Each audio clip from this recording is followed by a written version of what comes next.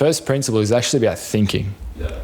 Is this current view in line with reality? Yeah. If it's not, why is it being reported on me? It's very easy to just go along with the current wave, whether that's transgenderism or everyone's okay the way they are, whatever it is, these sort of left ideologies. Well, is there actually even a common reality that is shared among all people, or is everything just sort of random and it's what you make of it? Like, well, bodies are beautiful at every size, or you're healthy at any size, but we know that there are more diseases associated with obesity.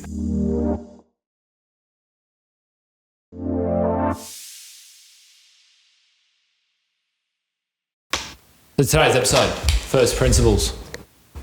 So what exactly are first principles? Well, first principles, it's pretty explanatory by the name in some sense. Like, a first principle is essentially something that comes before something else. Yeah. So it's sort of the original thing that other ideas or other things are sort of built upon, essentially. The foundation. Yeah. Right. It's the first thing that you need to build from then. Yeah. And that can be for anything. Yeah. That can be for a business, it can be for personal development or growth. And why is that important, I guess? Well, that's a good question. Like, why is it important to have foundational knowledge? I mean, do you think if you get to a certain point along any journey, if you don't have the foundational knowledge, are you going to struggle at some point? Well, the assumption with that question probably is that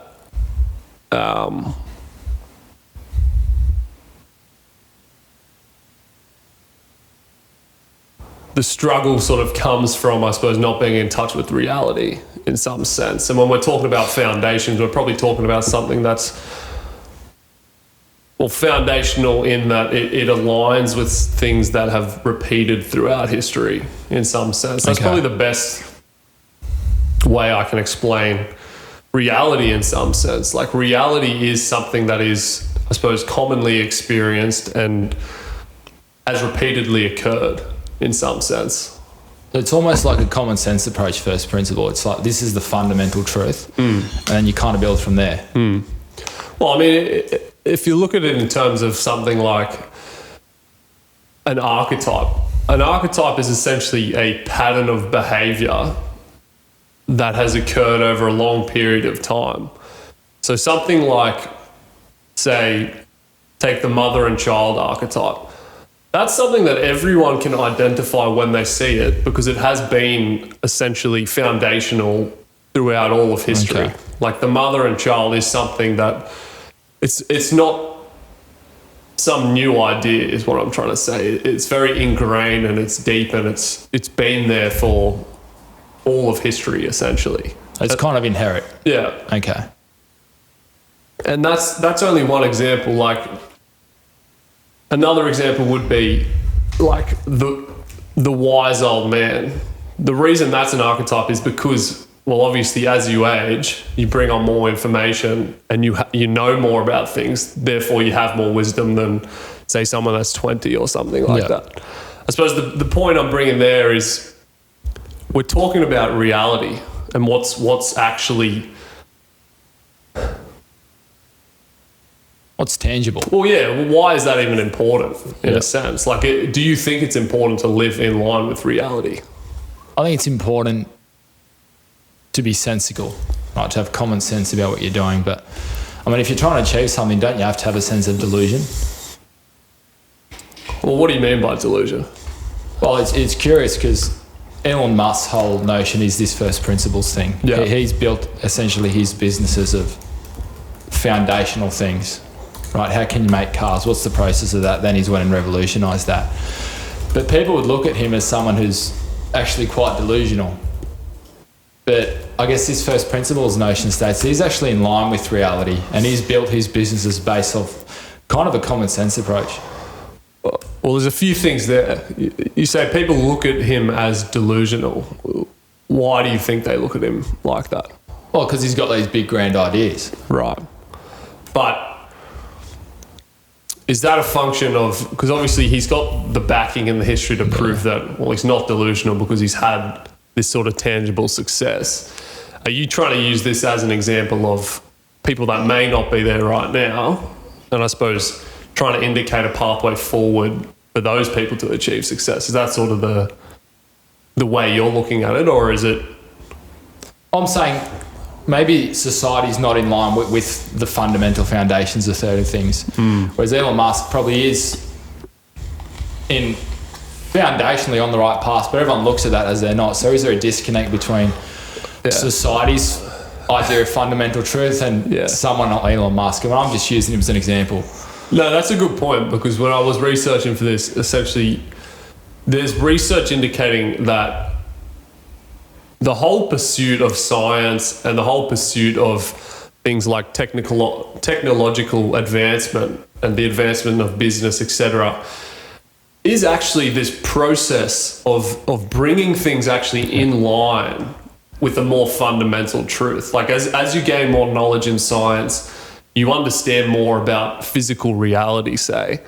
And that is along your point of society at its current state is not in line with that reality completely. Like there's still inefficiencies and stuff like that.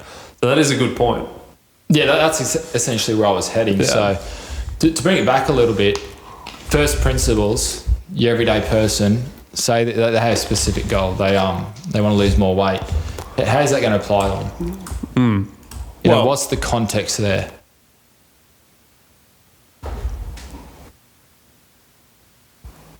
Well, obviously, if you want to lose weight, you've already stipulated that you're inadequate how you are now, and there's a future ideal that is better than what you currently have, essentially. Yeah.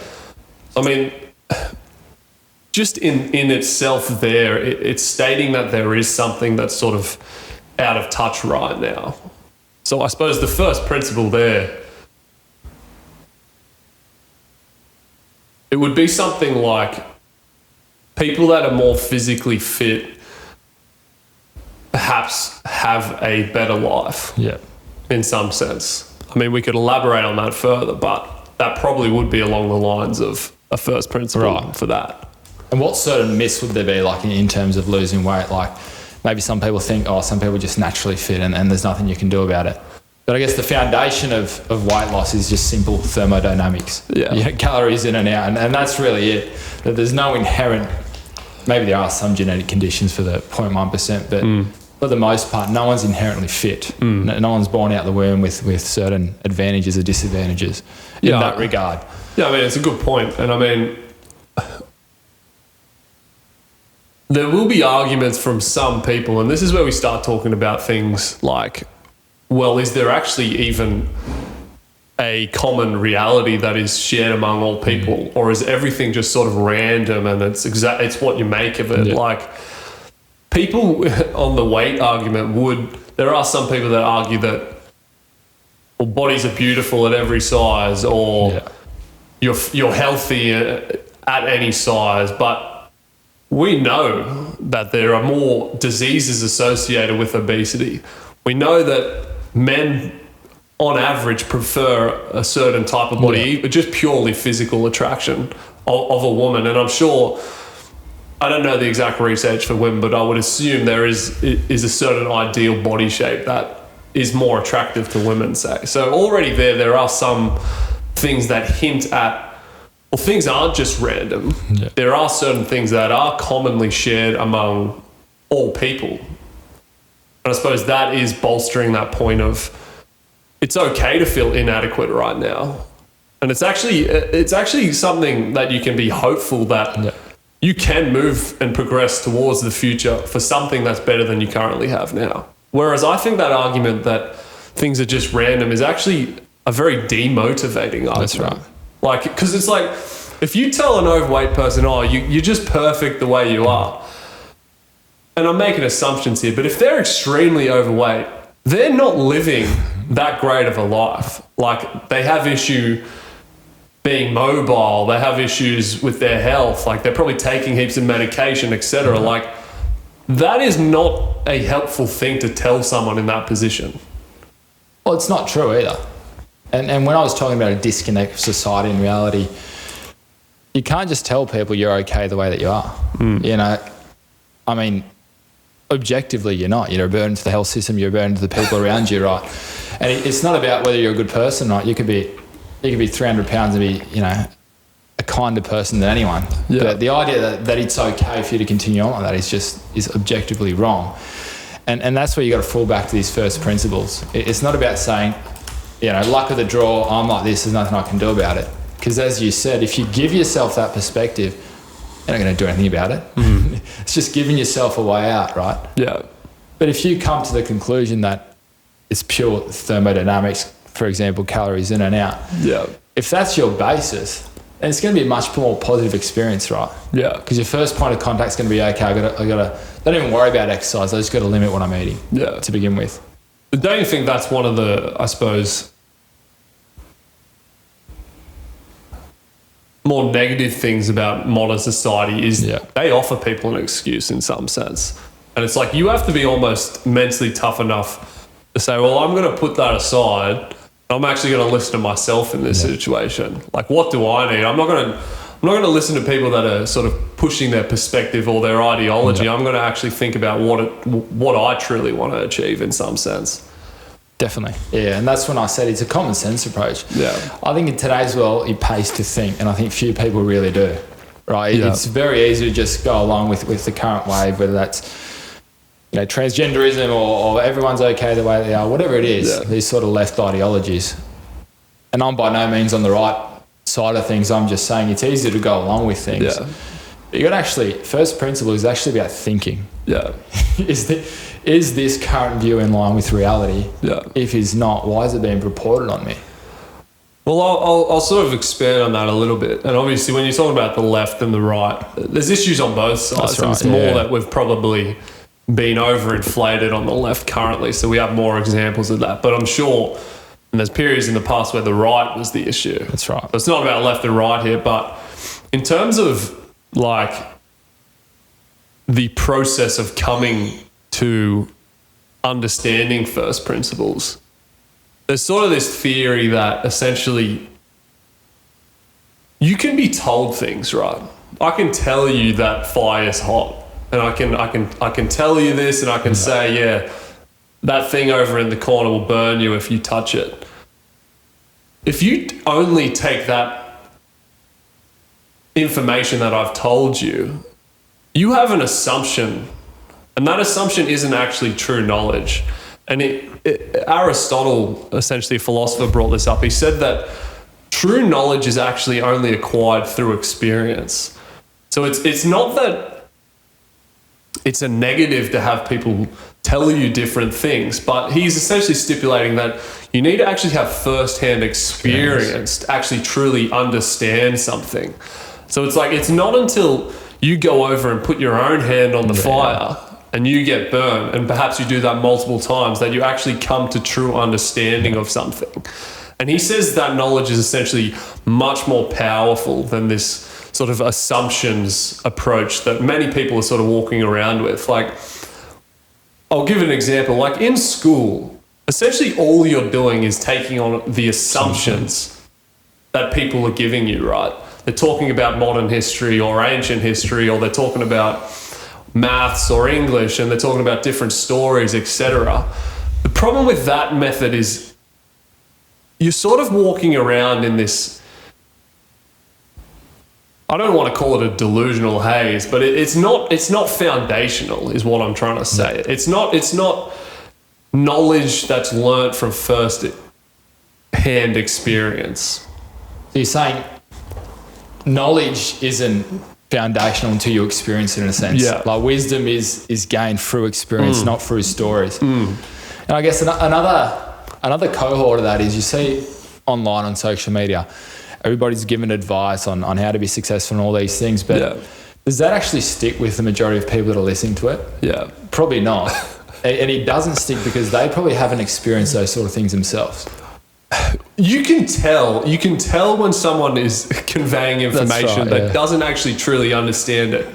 They know it because they've gotten things from books or whatever, but they don't understand it. Whereas you listen to sort of other people who might be, have a lot of experience in an area, you listen to them talk and they talk with such authority that you know that they're speaking from a place of experience. Yeah. It's not this airy-fairy, just sort of influencer entertainment stuff. This is actual tangible stuff that's learned through, really deep introspection about topics. Yeah. And even the recipient receiving the advice, a lot of the time that doesn't stick if they themselves haven't experienced similar things to the person it's coming from, right? It's only through, I guess, similar hardships or similar experience that things actually stick. And that does align with the first principles that we're talking about here today. That's a very good point, because if you take words for an example, words only have meaning in relationship to what they're describing, right? So if I start to describe, say I go to war and I come back and I'm explaining to a bunch of people I didn't go to war, essentially what has happened, they're not going to have the same association with words that I've had through lived experience. It's not until they've experienced it themselves that those words almost take meaning. You know what I mean? They're sort of just these unattached symbolic words, whereas I can talk with authority on it because I have that practical experience. Yeah, I mean, how do we tie that to, in some sense, something tangible for people? Like, what's the lesson from that? I guess the lesson is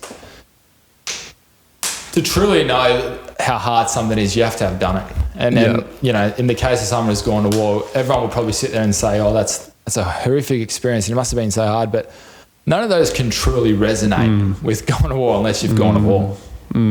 Right? So there's something to be said about, if you're talking about, we'll talk about the weight loss thing again, you can't really advise people how to do that unless you've really gone through it themselves. And on that point, like, obviously I'm not trying to make excuses for someone that's extremely overweight, but someone that is physically fit and has been physically fit their whole life doesn't actually probably understand what it's like to be that overweight. That's right, yeah. So in some sense, it is difficult for, especially people online, you're just fat, you should have a better mentality, et cetera, et cetera.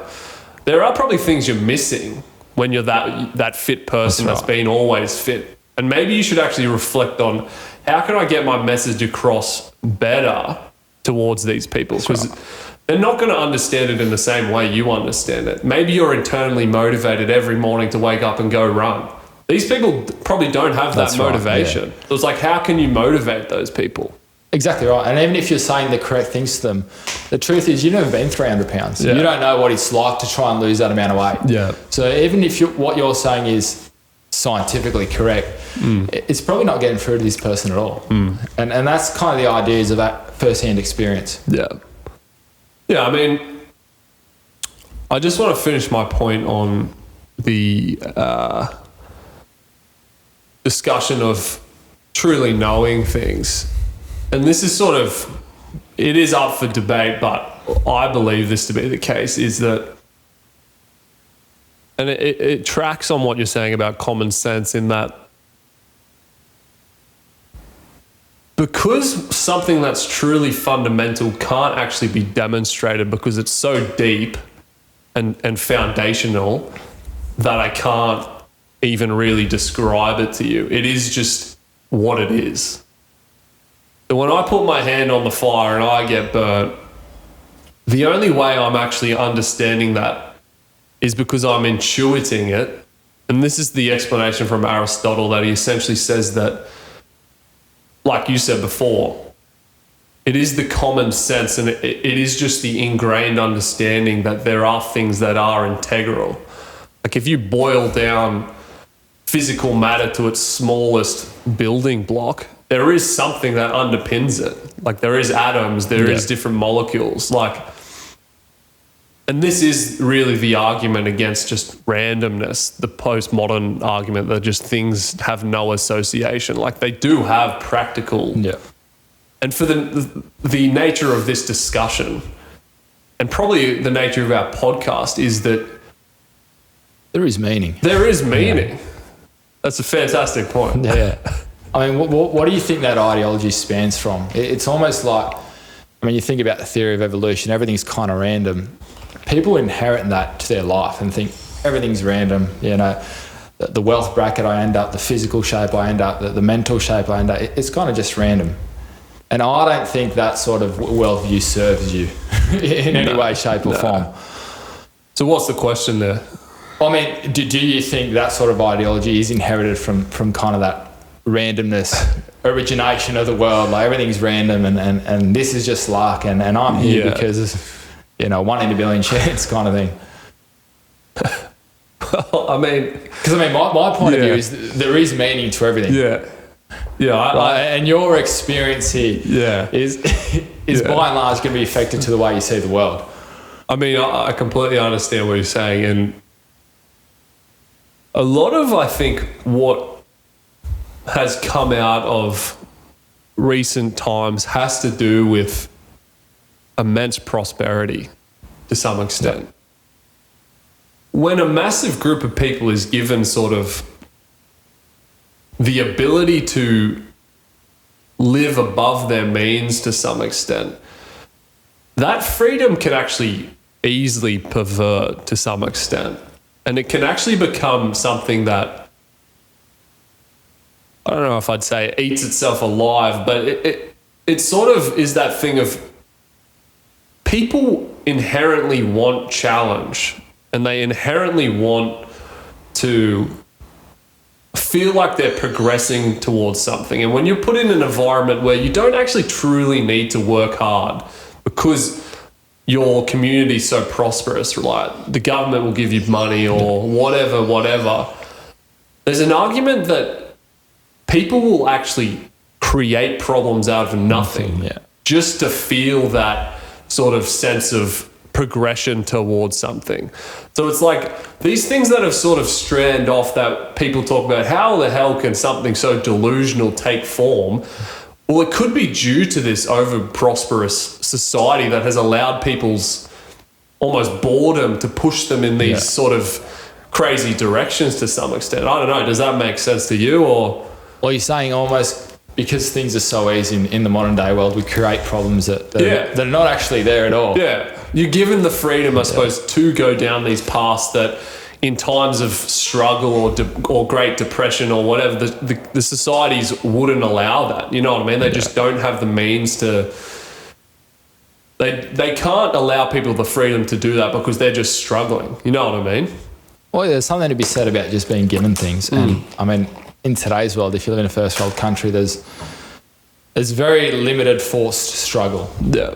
For the most part, for the majority of people. Yeah. Obviously, there's still outliers on both sides of that. Yeah.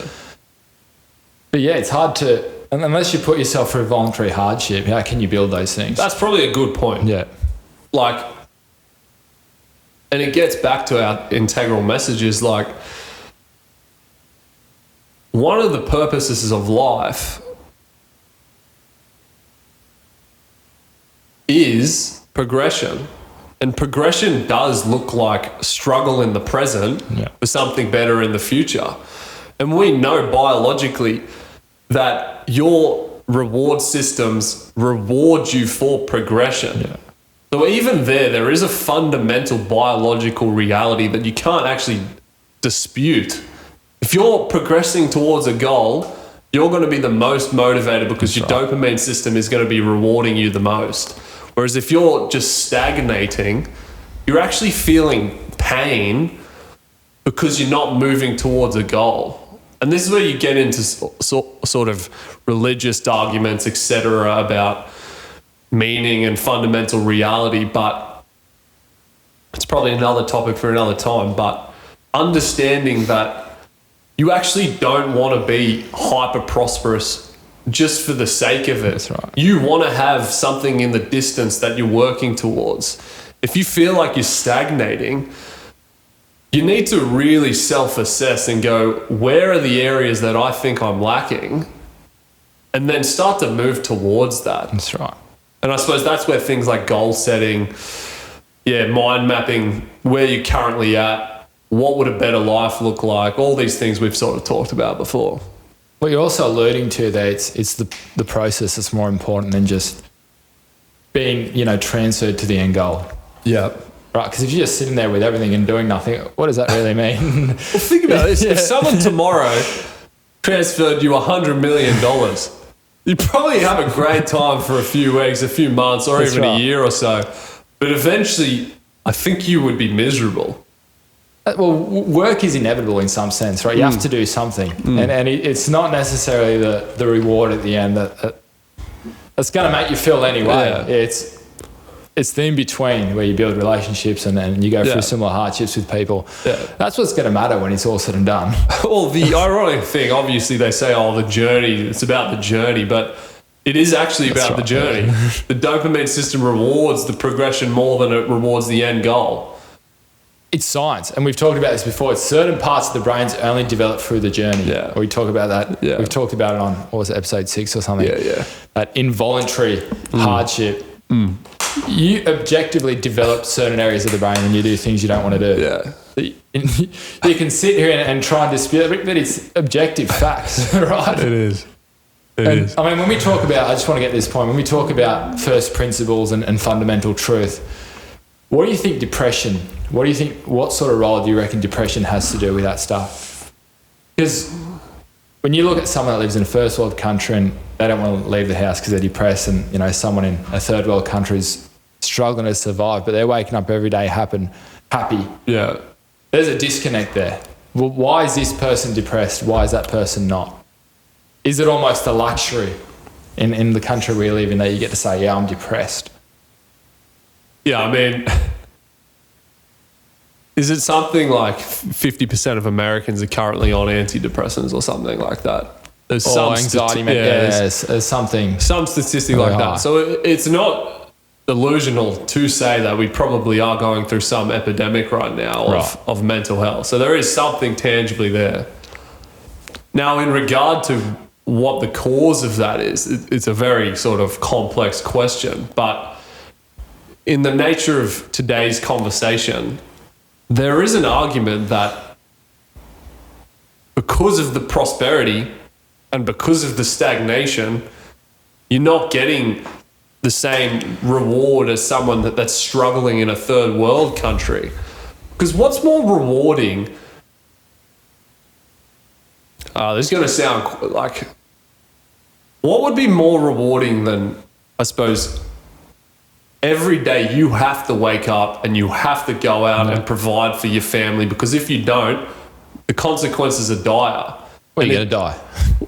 You know what I mean? Like your biological system is going to lock in and make sure you're going out and doing what's necessary to make sure your family's surviving. And that's an extreme example, but if you don't have that, like that's so motivating. You know what I mean? If you don't have that sort of motivation in your life, you're probably going to be suffering to some extent. And you look at sort of people that around you that seem to be the most fulfilled and seem to be up every day sort of thriving. It's the people that are extremely motivated to some extent. And the question there is, well, how can you build motivation? Like, where does motivation come from? Is it, going back to first principles, is it just something you're born with, or can you build motivation to some extent? Well, I think motivation's a part of it. But are you also saying comfort kind of breeds an environment where you don't have to engage with, I guess, what's fundamental to you? You live in a really prosperous country. It's highly unlikely you're going to need to do these things every day that, I guess, are biologically needed. Like, you need to be out, you need to be working, you need to see sun, things like that. Yeah. If you restrict yourself, inside your mother's basement just watching TV all day. Yeah, punching fast food or whatever. Yeah, punching darts and fast food. You are, in a way, moving away from these fundamental principles that we're talking about. Yeah, 100% you are. And the point I'm making, I think, is that the only reason many people are motivated to do that is out of necessity. Yeah. Whereas you don't have necessity when your community does the hard work for you to some extent. You need to build that level of necessity in yourself. And that, I think, is how you can Well, it's one method, I think, in how you can actually move out of struggle to some extent. So how do you think you do build necessity if you don't need to? How do you build that hardship if you don't have to? I think it's through building focus and belief of self. And that's only done through incremental progress. Right. And you can do it at any stage. Like if you're so demotivated that you can't even clean your own room, like, well, a good place to probably start is, well, that washing that's been sitting there for a month, maybe I'll pick up 4 pieces of it. You know what I mean? I'm not going to even, and this is some people's reality. They can't motivate themselves to even clean their room. Yeah. It's like if I start with 4 pieces, maybe tomorrow or maybe next week, I can do all the laundry. You know what I mean? Like, and that is just a small example. Someone that's higher up might be, well, I've started a successful business. Now I want to branch out and franchise. Like, it happens at every stage, in my opinion. And that necessity can only be built, I think, through understanding what's better, like we indicated earlier in the episode, and what's insufficient about me right now. Okay, so say you have everything in life. Materially, you're comfortable, you got a good place to live in. Why should you go out and engage in any sort of hardship? Because you're miserable otherwise. That's right, yeah. It is really kind of as simple as that. Like, you need to be moving forward. If you don't have something to work towards, whether that's a financial goal or a physical goal or just even a leisure goal. Leisure goal, family goal. Yeah, that's right. You're saying you're going to be miserable. 100%. How often is it that a person retires and they just go downhill? Right, yeah, you know what I mean? Because they have no purpose. They've spent 40, 50 years locked into something, and now they're just confronted with this open sea of potential. And it's like, that's not actually... People think that's the ideal. They want to retire. They want to just go down to the pub whenever they want, or they want to go on the cruises. But even in retirement, you have to be locked into something. That's like, right. What's your purpose now? To some extent, That's we're right. talking about purpose.